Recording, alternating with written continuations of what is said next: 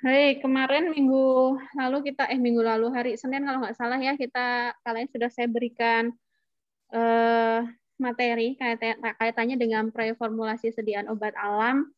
Jadi kenapa sebelum kita belajar mengenai formulasi, kita harus mengetahui preformulasi dulu.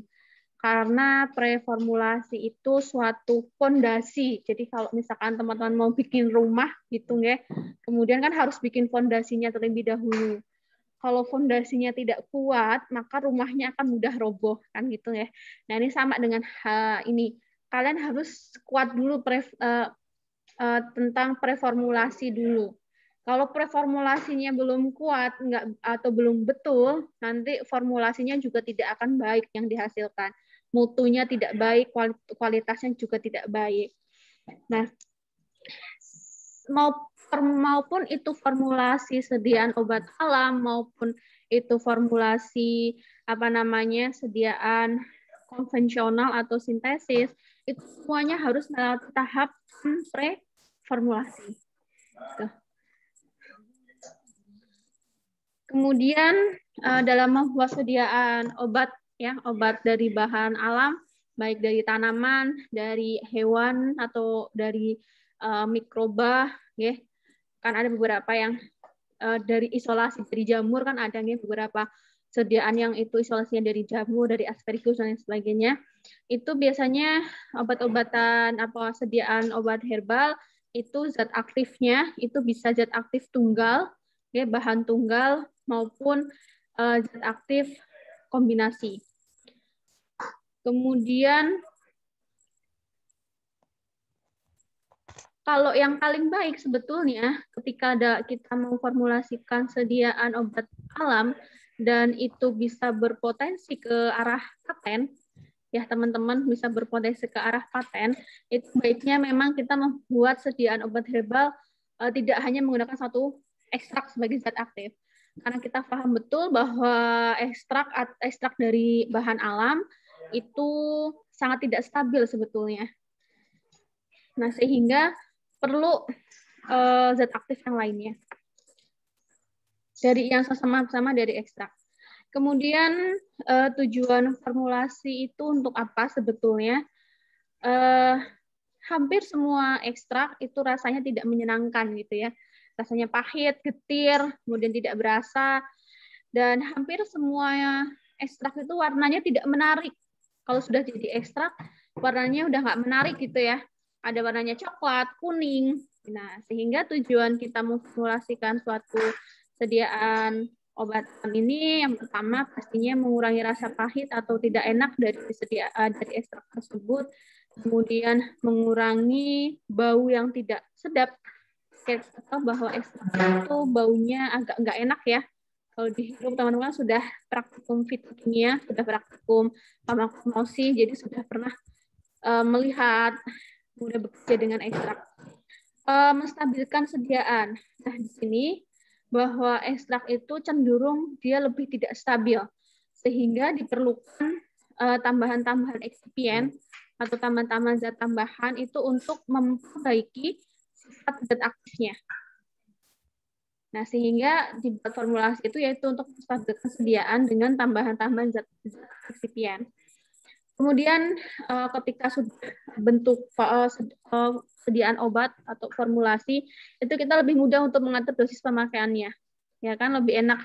Misalkan dibuat bentuk tablet, bentuk kapsul, itu nanti tinggal berapa kali sehari, ya setiap pakai, lebih mudah karena sudah ada takarannya. Kemudian yang terakhir adalah mempermudah penggunaan pastinya. Kalau bentuknya pulver sama kalau bentuknya ekstrak serbuk gitu kan atau ekstrak kental kan itu agak susah ya kita dalam mengkonsumsi. Kalau misalkan dibuat sediaan kan lebih gampang. Tablet, kapsul, pil itu kan lebih mudah untuk mengkonsumsi. Misalkan krim, gel itu juga lebih mudah dalam penggunaannya. Lebih nyaman juga digunakan. Kemudian di sini formulasi itu ada dua hal yang kita pelajari, yaitu ada jenis-jenis bentuknya dan ada cara penggunaannya. Untuk macam-macam bentuk sediaan sama ya dengan sediaan yang non alam. Di sini bentuknya ada yang padat, itu kapsul, tablet, kemudian pil, kemudian ada yang semi padat, krim, gel, lotion, dan lain sebagainya. Kemudian bentuk cair itu ada sirup, ada suspensi, emulsi, elixir, infusa untuk cairan. Nah, ini yang kemarin kita pelajari ya teman-teman, sedikit mengulang bahwa sebelum kita membuat suatu sediaan obat alam, kita perlu melakukan studi preformulasi. Ya, dengan kelarutan dari bahan aktifnya, sifat bahan aktifnya, kemudian stabilitas dari bahan aktifnya. Kalau kemarin yang di slide yang kemarin dijelaskan bahwa kelarutan suatu zat itu akan berpengaruh terhadap pemilihan pelarut, gitu ya. Karena ketika kita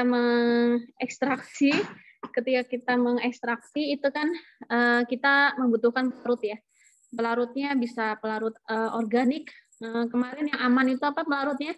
Etanol dan air, gitu ya. Untuk tahap produksi itu kan yang paling aman kemarin etanol dan air. Nah, kita harus juga ke kental kelarutannya bahan aktif tersebut. Larut nggak? Misalkan teman-teman ingin memformulasikan sediaan senyawa aktif flavonoid dalam suatu bahan alam, ya kalian harus kenal flavonoid itu struktur molekulnya bagaimana, apakah dia lebih bersifat polar, non polar atau bagaimana, kemudian adakah struktur gugus OH-nya, kemudian gugus karbonilnya ada berapa, sehingga kita bisa mengidentifikasi, oh ini strukturnya itu dia lebih ke polar apa lebih ke non polar, kemudian dia lebih stabil dalam asam, basa atau netral, kemudian dia sifatnya bagaimana, apakah sifatnya dia stabil terhadap pemanasan atau tidak, kemudian dia gampang teroksidasi atau tidak. Karena dijelaskan kalau misalkan semakin banyak ikatan rangkapnya, ya semakin mudah dia teroksidasi, sehingga penyimpanannya, nah ini juga ngefek ke penyimpanan. Nanti penyimpanannya kalau dia mudah teroksidasi, pastinya penyimpanannya di tempat yang tertutup, gitu.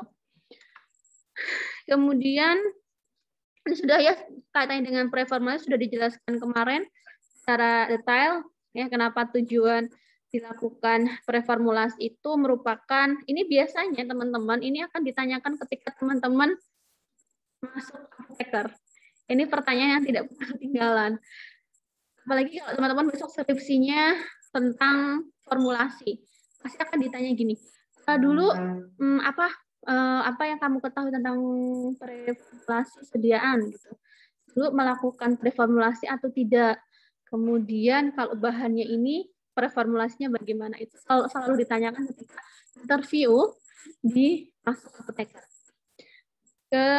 Studi preformulasi ini merupakan pemeriksaan sifat-sifat fisika dan kimia suatu bahan aktif dari ekstrak yang diperlukan untuk memformulasi sediaan yang stabil, efektif, dan aman. Jadi yang ketika kita preformulasi, apa sih, ngapain sih janjiannya preformulasi itu kan gitu ya.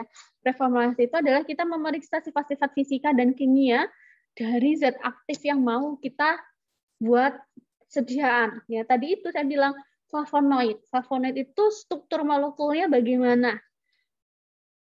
Adakah gugus hidroksil di situ? Adakah gugus amin di situ?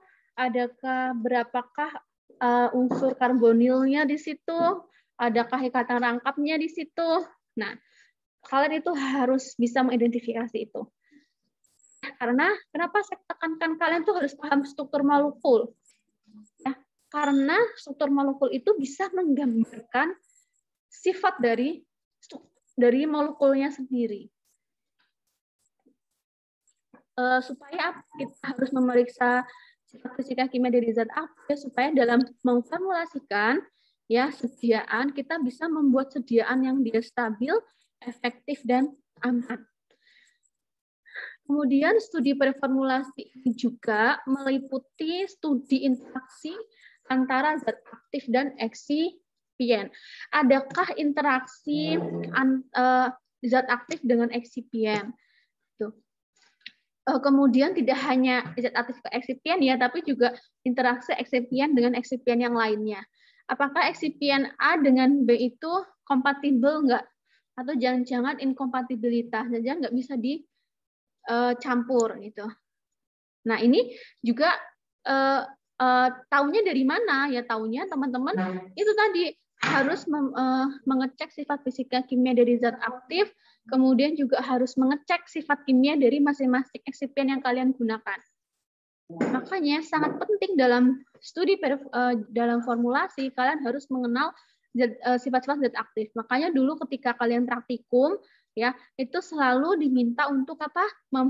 Menyertakan sifat fisika dan kimia dari masing-masing zat yang kalian gunakan. Tujuannya untuk ini. Jadi tidak hanya untuk formalitas saja menyertakan itu, tapi juga karena memang hal itu penting. Ini ya tahapan dalam preformulasi.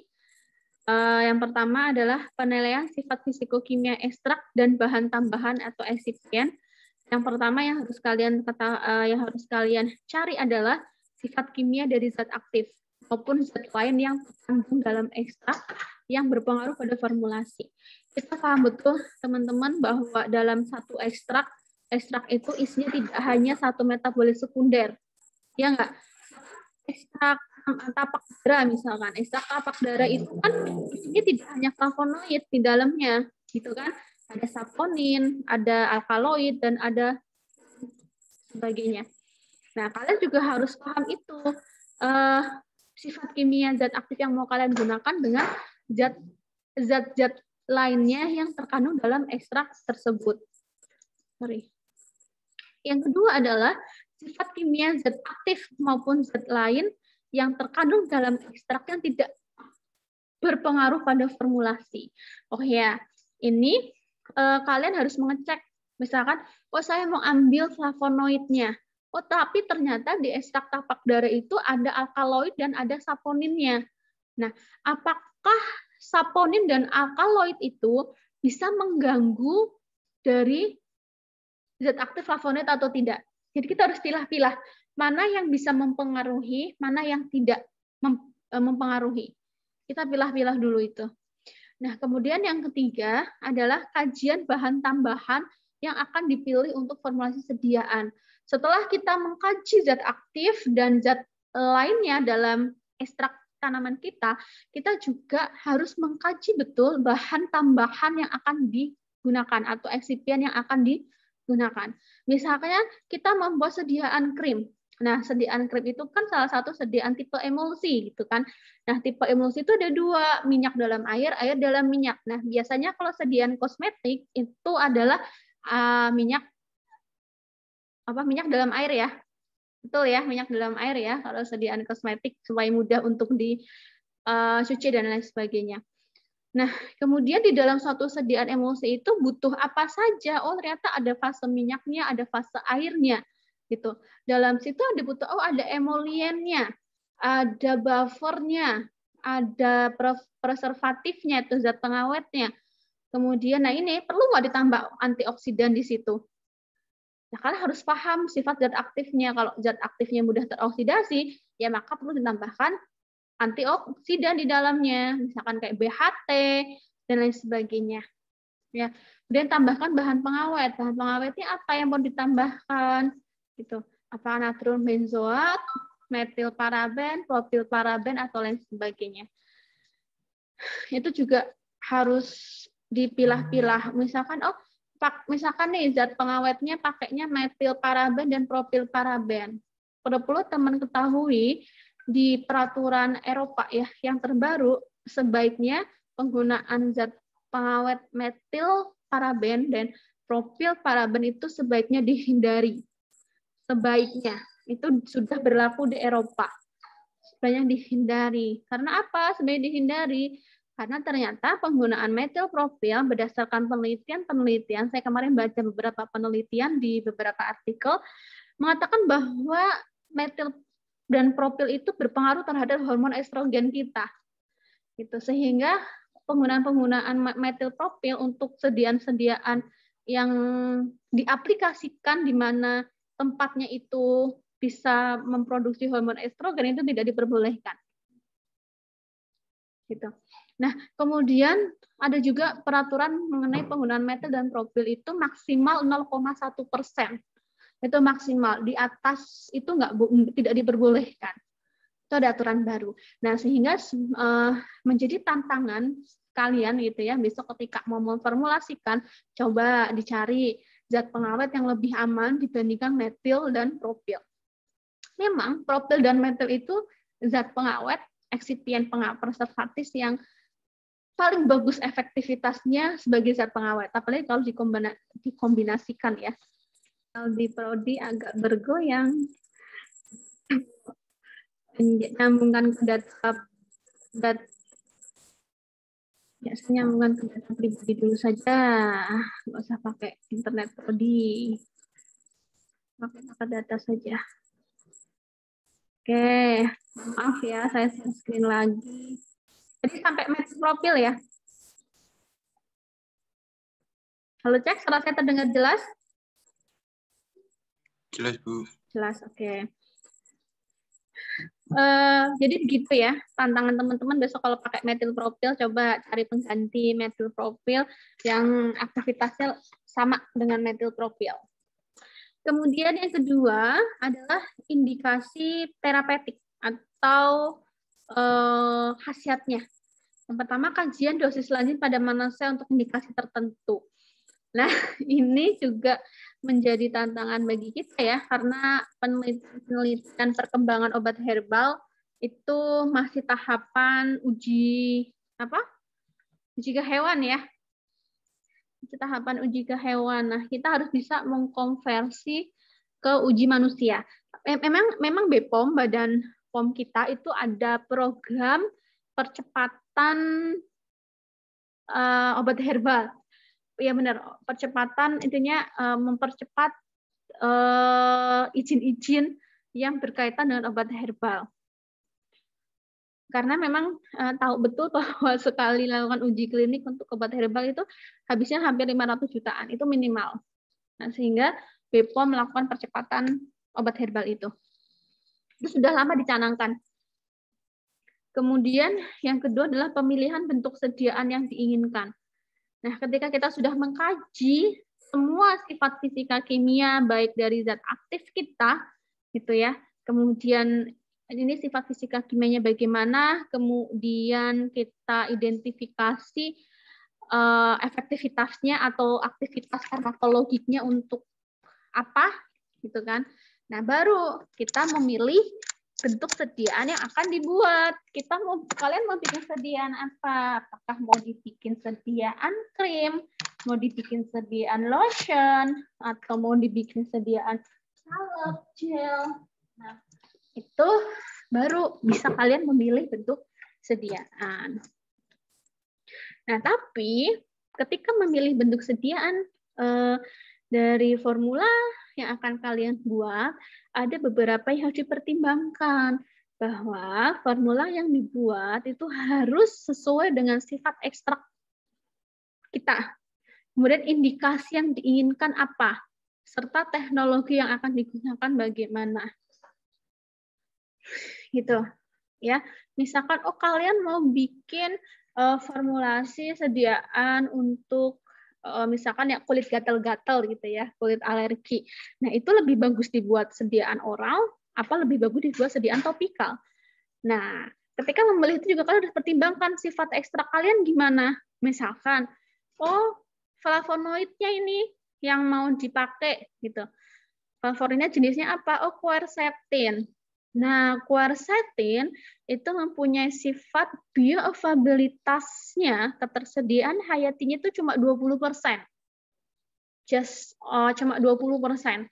Bayangkan kalau dia diberikan secara oral. Belum nyampe ke tempat aksinya sudah habis duluan karena dia cuma 20% saja bioavailabilitasnya. Nah, apakah mau dibikin oral kah? Atau mau dibikin topikal kah? Atau tetap mau dibikin oral tapi dimodifikasi teknologi pembuatannya? Nah, sekarang lagi sedang in-in-nya, trennya itu adalah pembuatan sediaan nanopartikel. Nah, nanopartikel itu banyak jenisnya. Ya, banyak jenisnya. Nah, salah satunya, ini hanya salah satu ya. Salah satunya itu adalah sistem SNAP, di mana dia memodifikasi ya, memodifikasi suatu sediaan ya, sehingga dia bisa meningkatkan kelarutan dari zat aktif kita, meningkatkan bioavailabilitas dari zat aktif kita ya, dan mampu menghantarkan sampai ke tempat aksinya. Itu ada. Nah, gitu, makanya itu penting teman-teman mengetahui sifat dari zat aktif yang mau digunakan. Makanya ketika kalian skripsi mengambil formulasi, kemudian ketika teman-teman ujian sidang atau ujian proposal, pasti tidak pernah ketinggalan saya menanyakan zat aktifnya apa, sifatnya bagaimana, kenapa kamu memilih sediaan tersebut. Itu nggak pernah ketinggalan saya tanyakan. Gitu. Ya. Jadi begitu tuh pentingnya preformulasi teman-teman. Jadi tidak boleh mengabaikan tahapan preformulasi. Kemudian preformulasi itu juga kandungan air ekstrak kering. Ya, ini ekstrak kering ya. Untuk sediaan padat itu tidak boleh lebih dari 5%. Nah, kandungan airnya tidak boleh lebih dari 5%. Kemudian resin dalam simplisia itu sering mengganggu. Ini resin udah tahu ya bahasa resin ya. Ini sudah pernah disebutkan di farmakognosi, fitokimia, apa itu resin. Resin dalam simplisia itu sering mengganggu dalam proses formulasi. Sehingga itu harus dihilangkan. Contohnya kalau dalam daun ya, ekstrak daun. Nah, daun itu ada apa di situ? Ada klorofil. Ya kan, yang memberikan warna hijau pada daun. Nah, klorofil itu tuh biasanya bisa mengganggu dalam proses formulasi. Nah, itu kalau bisa mungkin harus bisa dihilangkan. Cuma juga harus diketahui juga klorofil itu mengganggunya di proses yang mana. Biasanya ini klorofil ini kalau pakai daun biasanya mengganggu juga dalam proses kalian identifikasi senyawa atau identifikasi metabolit sekundernya. Misalnya dia kalau misalkan di KLT itu biasanya katut. Warnanya tuh merah cerah gitu. Biasanya kalau di KLT, UV 366 warnanya merah cerah biasanya. Itu biasanya mengganggu banget dalam analisis metabolit sekunder pakai KLT. Karena klorofil itu sifatnya polar. Flavonoid juga agak polar. Jadi agak susah memang memisahkan flavonoid dan klorofil. Itu tantangannya kalau pakai daun. Kemudian bahan tambahan atau zat eksipien yang digunakan itu kalau misalkan membuat sediaan tablet ya atau sediaan padatan kapsul itu juga biasanya ditambahkan bahan pengisi. Ya enggak, bahan pengisi, kemudian bahan penghancur, bahan pengikat. Nah, kemarin sudah di itu ya. Sudah ada juga yang di slide materi yang kemarin hari Senin bahwa bahan pengisi itu ada larut air, tidak larut air. Kalau larut air ada laktosa, sukrosa, manitol, sorbitol. Nah, kemarin itu juga ada ya, laktosa itu nggak boleh digunakan untuk zat aktif yang mengandung gugus apa gitu ya, atau nggak boleh dibarengin dengan magnesium hidroksida kan gitu. Kemarin ada ya, yang Senin kemarin. Kemudian bahan penghancurnya ada amilum, avisel, kombinasi asam, bahan pengikatnya ada pate amilum, gelatin, PVP, metil selulosa, dan lain sebagainya. Sebenarnya eksipiennya ini sama dengan eksipien yang digunakan untuk sediaan konvensional. Nggak ada bedanya. Ya, hanya saja tantangannya itu apakah bahan-bahan tambahan yang kita gunakan itu berinteraksi enggak dengan senyawa dalam ekstrak kita. Jadi sama teman-teman, cara pembuatannya itunya sama semua. Ini ada bahan pelicinnya, ada talkum 5%, magnesium syarat yang sering dipakai kan, glidan, lubrikan ya. Kemudian bahan perisa ada benzaldehid. Kenapa Mas Bias? Ada benzaldehid, ada etil butirat, ada dan sebagainya lah. Ini bahan perisai. Kemudian bahan pemanis, ya ada yang alami, ada yang buatan. Biasanya kita pakainya apa? Sukrosa ya. Sukrosa, glukosa yang sering kita pakai ya. Madu juga bisa jadi bahan pemanis. Bahan pewarna ini ya yang diperbolehkan. Nah, Ada bahan pewarna yang tidak diperbolehkan, ada yang diperbolehkan. Ini yang diperbolehkan. Oke, kemudian bahan pengawet itu ada yang alami dan ada yang sintesis. Nah, ini yang tadi saya katakan ya. Ini yang nipaginipasol itu metilparaben, etilparaben. Propil paraben dan metilparaben. Bisa juga pakainya benzoat, bisa sorbat, bisa golongan sulfit juga bisa. Benzoat kayak natrium benzoat gitu ya, polisorbit, sorbat. Nanti teman-teman cari aja nih golongan benzoat apa saja, golongan sorbat sama golongan sulfit yang bisa digunakan sebagai zat pengawet. Nah, kemudian selanjutnya adalah metode formulasi. Dalam memilih metode, ketika kita membuat suatu sediaan, itu juga harus dipertimbangkan. Metodenya kalau bisa metodenya cepat, kemudian logis, dan dapat menghasilkan suatu formula dengan kualitas yang sederhana, adaptable dan reproducible. Sederhana ini artinya apa sederhana? Ya, sederhana ini artinya adalah semakin banyak eksipien, nah ini, semakin kalian menambahkan banyak eksipien di dalam formula kalian, itu akan semakin kalian menemukan banyak kesulitan. Karena semakin banyak eksipien yang digunakan, itu akan menimbulkan apa?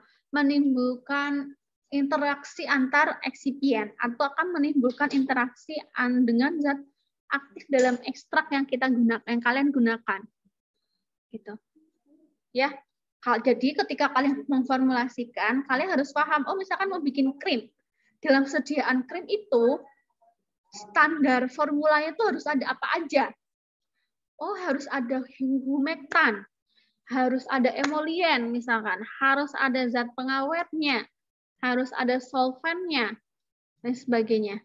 Ya, kemudian yang kedua adalah dalam memilih metode formulasi itu harus adaptabilitas. Artinya tidak memberikan masalah pada skala kecil ke produksi. Nah, ini maksudnya gini maksudnya.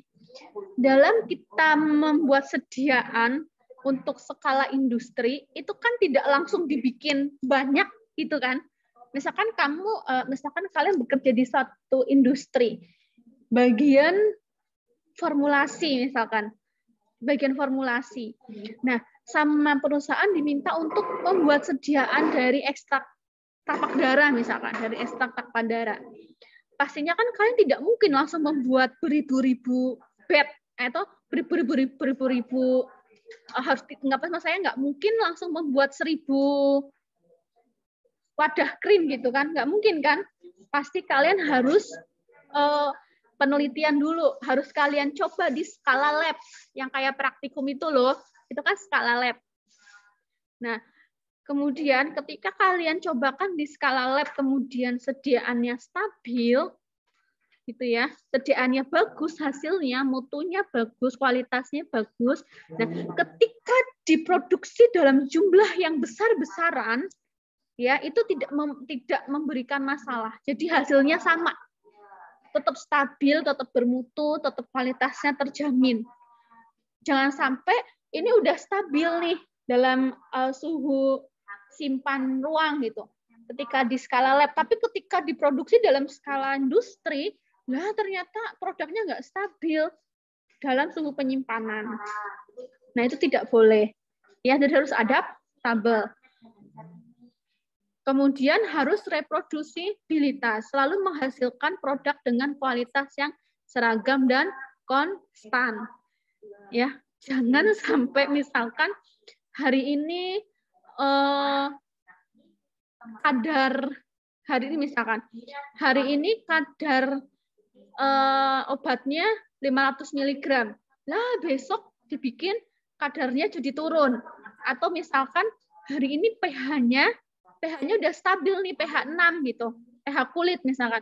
Nah, besok dibikin lagi pH-nya kok naik gitu. Nah, itu nggak boleh. Jadi harus seragam dan konstan. Ini emang tantangan seorang formulator.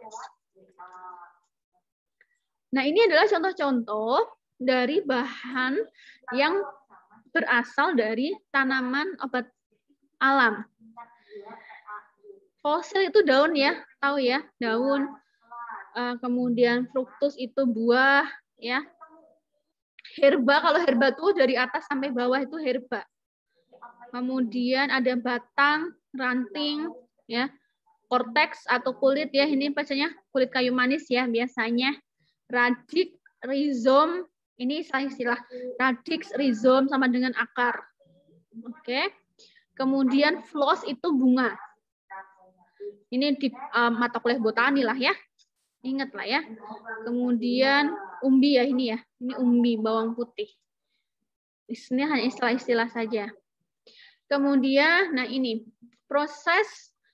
Nah, ketika kita membuat sediaan bahan alam, ini beda sama dengan membuat konvensional. Kalau obat-obatan konvensional kayak paracetamol, tablet paracetamol, sirup paracetamol, itu kan zat aktifnya sudah dalam bentuk serbuk. Ya enggak? Ya kan?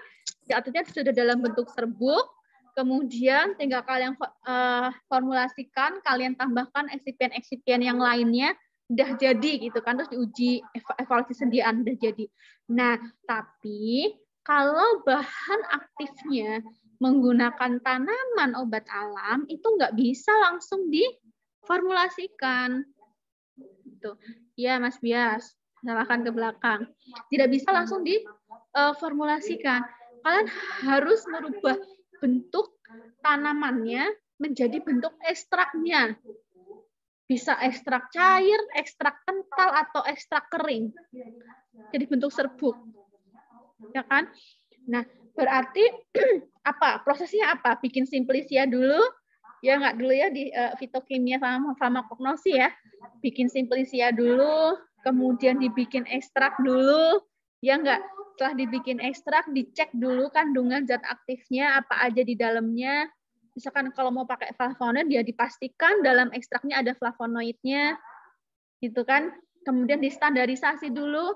Nah, kemarin sudah diajarin sama Bu Laili ya, standarisasi ekstrak dan simplisia, caranya bagaimana? Sudah ya? Bahwa standarisasi itu ada parameter spesifik dan ada parameter non-spesifik. Karena tadi, di awal tadi, kadar airnya tidak boleh lebih dari 5%. Ya, untuk sediaan simplisia kering, untuk sediaan padat. Itu nggak boleh lebih dari 5%. Misalkan kalian mau bikin sediaan pil, kapsul, tablet, nah itu nggak boleh kadar airnya lebih dari 5% simplisia keringnya. Saya tidak perlu menjelaskan cara ekstraksi, saya tidak perlu menjelaskan proses simplisia, saya tidak perlu menjelaskan proses cara atau standarisasi, karena itu sudah pernah diajarkan. Begitu ya teman-teman ya, nggak usah saya bahas lagi ya. Jadi ini misalkan kalian membuat formula dengan zat aktifnya pakainya rizom atau umbi. Misalkan pakainya kunyit lah ya, mau diambil kurkuminnya. Kemudian kalian simplisia basah, kalian rajang, kemudian dibikin kering, gitu ya. Kemudian dibikin bentuk serbuk, ya. Kenapa harus dibikin bentuk serbuk? Ya, itu supaya kontak pelarut dengan simplisianya itu lebih besar. Semakin besar, semakin luas kontak permukaan antar zat, dua antar zat, maka semakin cepat larut dan zat aktifnya semakin cepat keluar dari simplisianya. Kemudian diekstraksi, ya ekstraksi ada macam-macam, ada maserasi, ada destilasi, ada sokletasi, ada perkolasi, ya kan? Ada maserasi dan lain sebagainya. Kemudian terjadi setelah diekstraksi membentuk ekstrak cair. Nah, ini terserah, biasanya bisa dari ekstrak kental langsung dibuat sediaan. Tapi kalau misalkan itu mau bikin tablet, dibikin kapsul, itu nggak bisa dari ekstrak kental. Harus diuapkan atau harus diserbukkan menjadi ekstrak kering. Baru dibikin sediaan padat. Nah, mungkin beda kalau mau dibikin sediaan semi solid. Kalau semi solid mungkin ada beberapa yang menggunakan ekstrak kental. Nah, tapi untuk yang kayak stroberi, ya, stroberi itu juga ekstraksinya ketika kamu mau mau pakai ekstrak stroberi itu harus dibikin serbuk dulu karena dia salah satu yang kurang stabil atau mudah teroksidasi. Nah, baru kalian ini pilih mau dibikin apa? Sirup, pil, kapsul, tablet, atau apa gitu ya. Jadi prosesnya seperti ini. Nah, kemudian ketika kalian mau membuat formula, kalian juga harus menentukan mau dibikin apa klaimnya, atau mau dibikin hanya jamu, atau dibikin OHT, obat herbal terstandar, atau dibikin fitofarmaka. Ya, sudah dijelaskan ya. Jamu, OHT, atau fitofarmaka. Kalau fitofarmaka itu sampai uji klinik 3. Nah, ini memerlukan biaya yang sangat besar. Dan biasanya industri jarang mampu ini. Biasanya mampunya ke OHT atau ke jamu. Ya. Nah, ini contoh-contoh yang sudah ada. Ya, yang sudah ada di pasaran. Sediaan obat alam yang sudah ada di pasaran. Ada bentuknya rajangan ya, direbus ya. Wedang uwuh, kita nggak wedang uwuh. Benar-benar bisa direbuskan. Kemudian ada bentuknya serbuk. Terus ada serbuk ini. Kemudian ada serbuk dalam kantong. Ini kalau yang perempuan ini kadang kalau yang pengen program diet, nah biasanya kayaknya beli-beli ini nih. Teh hitam, teh hijau biasanya ya, teh hijau yang dibentuk dalam sediaan teh. Kemudian ada bentuk permen juga, ini ada permennya nih, ada permen, kemudian ada juga tablet effervescent, ada kapsul keras Timono untuk vitamin suplemen makan. Antangin ini yang pastinya teman-teman sudah sering jumpai. Kemudian ada juga bentuknya tablet salut gula. Kemudian tablet salut film. Dan ada yang bentuknya pil. Kemudian ada sirup, emulsi, plester juga ada.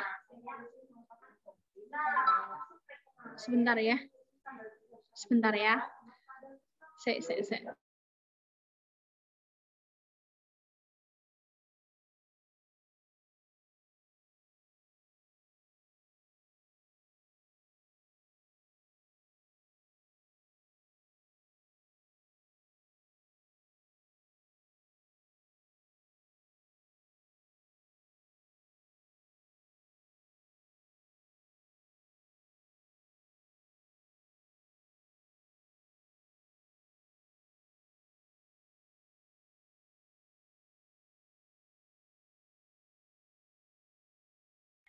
Oke, ada bentuknya sirup juga ya. Sirup, emulsi, plester, krim, salep, ini sudah banyak di pasaran. Nah, untuk obat herbal, itu tidak boleh dibuat dalam bentuk sediaan intravaginal. Tetes mata, parenteral, dan supositoria kecuali untuk wasir. Ya, ini nggak boleh dibuat sediaan ini. Karena apa? Sediaan intravaginal, tetes mata, parenteral, tetes mata dan parenteral itu adalah sediaan yang steril ya. Yang di mana sediaan steril ini benar-benar harus bebas virogen, bebas partikel-partikel asing gitu. Nah, ini akan sangat sulit kalau menggunakan ekstrak gitu. Karena ekstrak itu komponennya banyak banget gitu ya, komponennya banyak sekali. Sehingga susah kalau misalkan dibuat dalam sediaan steril.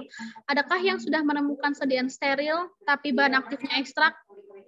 Kayaknya belum pernah ada, ya. Kemudian obat tradisional, obat herbal terstandar dan fitofarmaka dalam sediaan cairan yaitu tidak boleh mengandung etil alkohol selebih besar dari 1%. Jadi kalau misalkan jamu OHT ya, obat herbal standar, fitofarmaka dalam bentuk sediaan cairan itu nggak boleh lebih dari 1%, kecuali dalam sediaan tinktur yang pemakaiannya dengan jalan diencerkan.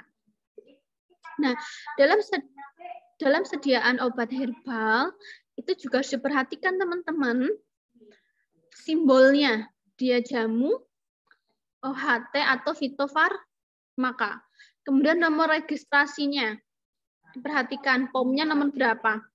Ya, ini ada kan nomor registrasinya. Kemudian nanti ada indikasinya.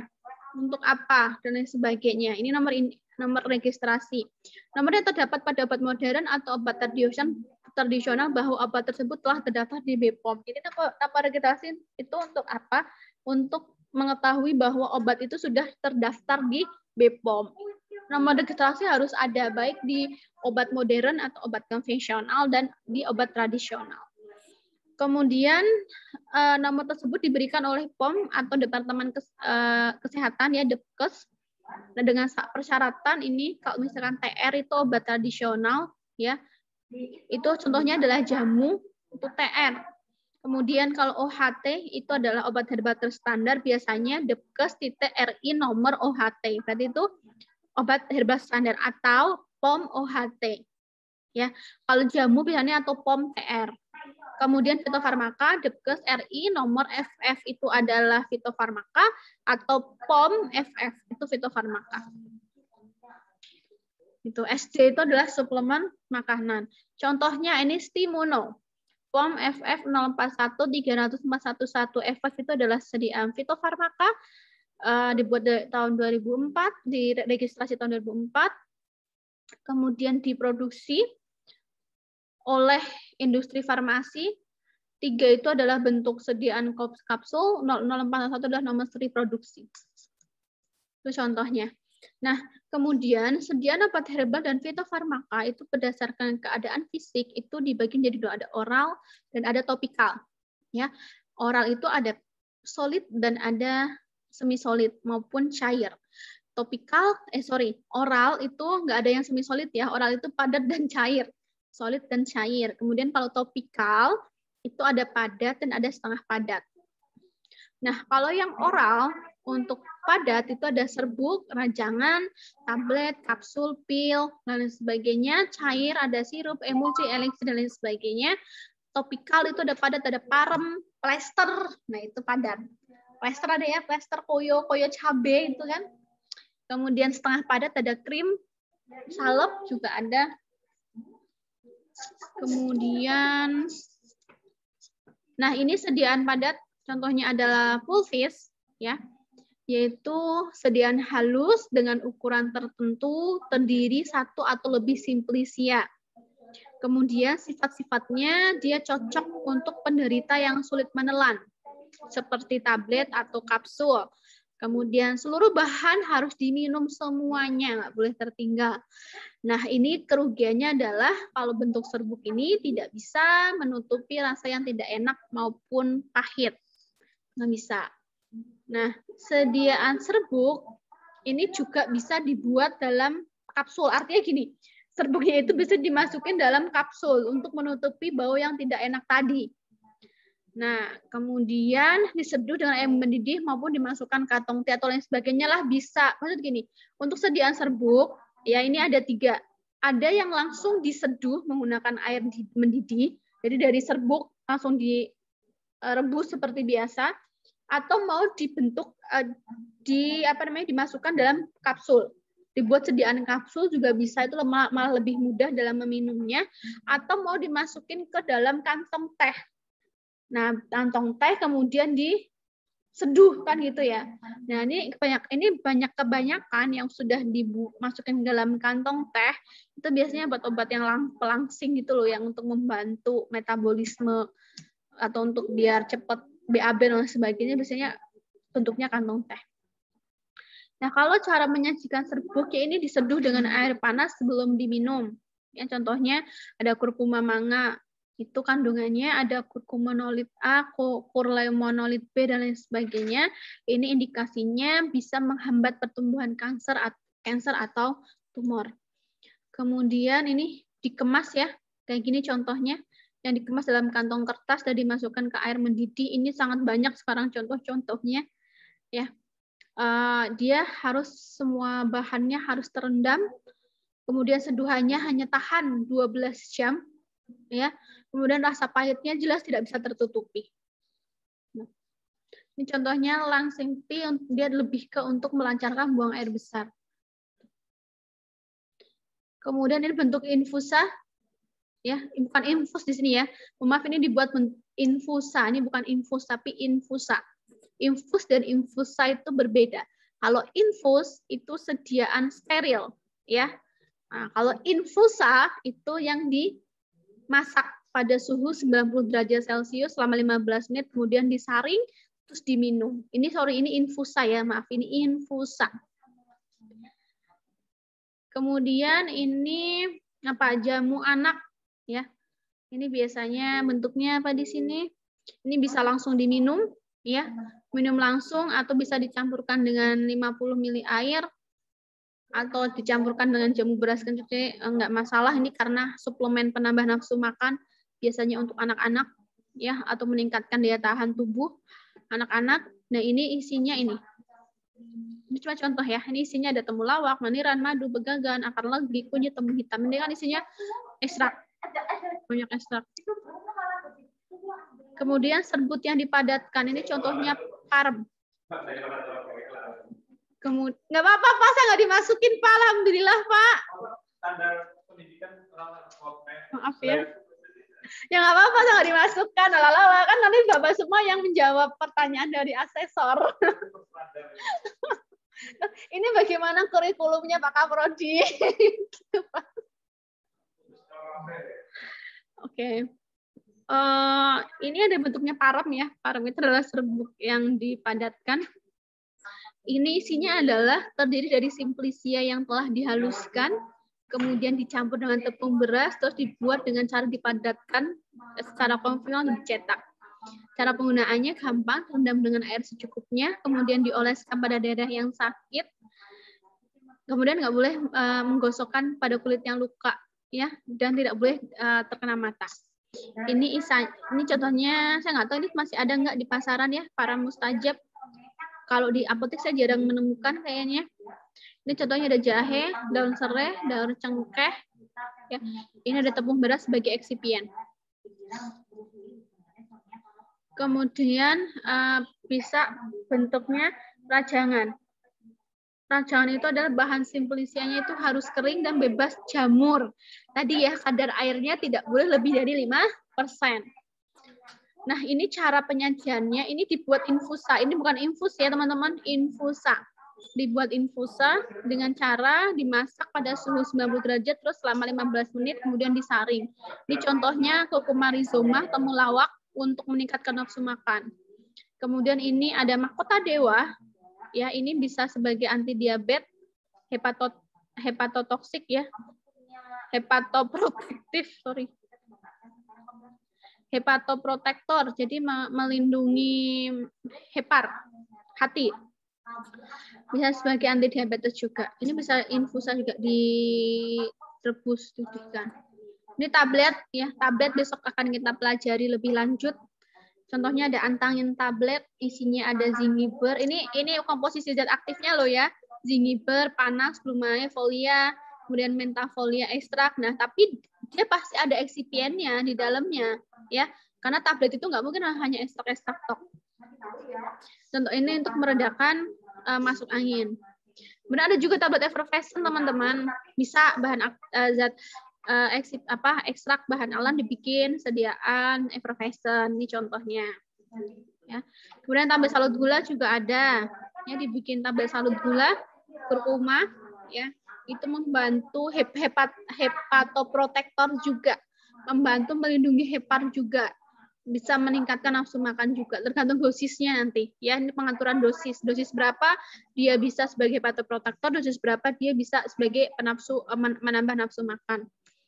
Kemudian tablet salufilm juga bisa, ya.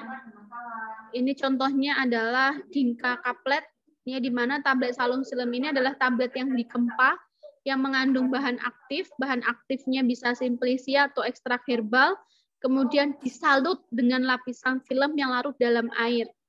Nah, sifat-sifatnya apa? Dia lebih tahan terhadap kelembaban udara. lebih mudah ditelan dibandingkan tablet rempah dan penampilannya lebih menarik. Nah, mungkin ini untuk ekstrak-ekstrak yang dia sifatnya higroskopis mungkin ya, higroskopis, kemudian dia tidak tahan lembab. Nah, ini bisa dibentuk dibuat dalam sediaan tablet salut film. Ini sudah ada di pasaran. Ini permen obat batuk kayak FG proses ya. Kayak apa? Bukan strepsil, kayak strepsil ya, bukan kayak strepsil. Ini bisa teman-teman misalkan ada ide gitu kan, bikin sediaan ekstrak apa, dibikin bentuk kayak seperti ini, bisa. Kemudian cara penggunaannya, caranya dihisap ya, tujuannya untuk melegakan tenggorokan, meredakan batuk. Ini ada kapsul juga ada. Ya, kapsul ada 2 macam jenis kapsul, lunak dan keras. Sama.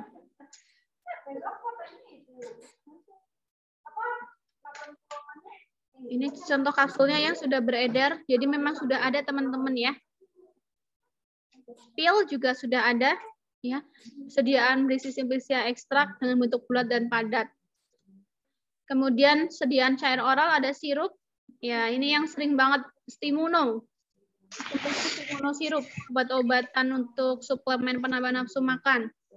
Ya, peningkat imun itu sudah banyak dan ini dibuat dari sediaan obat alam. Ini bahkan yang bentuknya kapsul, kaplet juga ada kan ya. Emulsi juga ada, kurkuma plus emulsion ya. Kemudian ada gargarisma. Ini adalah sediaan cair berupa larutan dalam air atau alkohol mengandung bahan aktif. Ini hampir mirip seperti eliksir. Kemudian setengah padat ada krim. Ya, krim itu adalah salah satu sediaan emulsi. Krim ada tipe emulsi minyak dalam air dan air dalam minyak. Ini ada sendi krim. Nah, teman-teman ini kalau mau ini sudah ada di pasaran ya. Sendi krim ini isinya kan saya bilang tidak hanya satu ekstrak, pasti kombinasi beberapa ekstrak untuk menguatkan efektivitas dari ekstrak tersebut, menguatkan efektivitas dari sediaan yang mau dibuat. Kalau hanya satu ekstrak itu kurang, jadi perlukan beberapa kombinasi ekstrak. Kemudian salep, ini juga sudah ada bentuk sediaan salep ya. Kemudian koyok, nah nih. Ini koyok yang biasanya mas-mas atau mbak-mbak yang masuk angin ya, belinya koyok. Kayaknya enggak ya, sekarang enggak, nempelnya enggak koyok. Ini ada koyok cabai, capsicum plaster. Ini mungkin bisa teman-teman yang teman-teman punya menemukan bahan alam yang ternyata dia bisa mengurangi rasa sakit atau nyeri. Ini bisa nih, coba dikombinasi dengan ekstrak cabai ini. Efeknya lebih baik atau tidak. Mungkin cabenya yang memberikan rasa panasnya gitu kan. Nah, ekstrak kalian yang bisa mengurangi atau meredakan rasa sakit atau nyeri ini. Terus kalian bikin sediaan koyok. Bisa. Ini proses pembuatan serbuknya. Kita bahas di pertemuan selanjutnya saja ya. Untuk hal ini. Karena ini sudah jam 8:30. Kemarin teman-teman saya berikan penugasan, saya mau cek nih penugasan dari teman-teman yang kemarin kaitannya dengan preformulasi. Nanti kalau ada hal-hal yang ingin ditanyakan, nanti akan saya buka di kolom chat ya di LMS, nanti silakan ditanyakan di situ.